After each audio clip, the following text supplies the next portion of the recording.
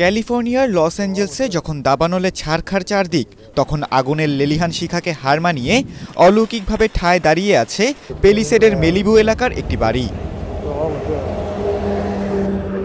$9 million তিনতলা বাড়িটির মালিক 64 বছর বয়সী ডেভিড স্টেইনার। পেশায় ছিলেন টেক্সাসের বর্জ্য ব্যবস্থাপনার একজন নির্বাহী কর্মকর্তা। পেলিসেডে যখন দ্রুত গতিতে ছড়িয়ে পড়তে শুরু করে দাবানল, তখন প্রাণ বাঁচাতে বাড়ি ছেড়ে সপরিবারে ঠাঁই নেন নিরাপদ আশ্রয়ে।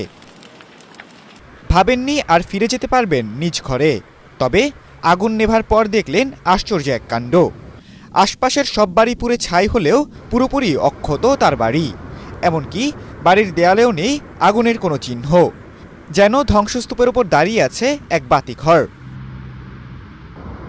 বাড়ির মালিক ডেভিড স্টেইনার বলেন, মেলিবুতে দাবানল ছড়ানো শুরু করলে কোনো মতে বাড়ি ছেড়ে বেরিয়ে আসি আমরা। এরপর বাড়ির চারপাশে আগুন ছড়িয়ে পড়ার বেশ কিছু ছবি ও ভিডিও বার্তা পাই। দাবানলের ভয়াবহতা দেখে ভেবেছিলাম বাড়িটা হারাবো, কিন্তু পরিস্থিতি নিয়ন্ত্রণে এলে দেখি আশেপাশের সব পুড়ে গেলেও ঠায় দাঁড়িয়ে আছে আমাদের বাড়িটি। এটি অলৌকিক ঘটনা ছাড়া আর কি হতে পারে। এই বাড়ির ছবি ও ভিডিও শেয়ার করে নানা রকম গুজব ছড়িয়েছে সামাজিক যোগাযোগ মাধ্যমে। ঘটনার ব্যাখ্যা দিতে গিয়ে মালিক ডেভিড জানান, যে কোনো বড় আঘাত ও ভূমিকম্পের মতো প্রাকৃতিক দুর্যোগ ঠেকাতে বিশেষ নকশায় বানানো হয়েছে বাড়িটি। অগ্নি প্রতিরোধক ছাদের পাশাপাশি নিরেট পাথর ও জোরালো প্রলেপে তৈরি বাড়ির দেয়াল। বড় ধরনের ঘূর্ণিঝড় বা জলোচ্ছ্বাসের ঢেউয়ের চাপ প্রতিরোধে মাটি থেকে কমপক্ষে 50 ফুট গভীরে গর্ত করে বসানো হয়েছে মূল কাঠামো।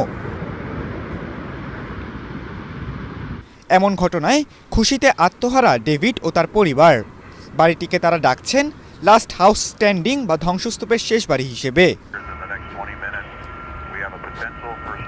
খালিদুল ইসলাম তানভীর, এটিএন বাংলা।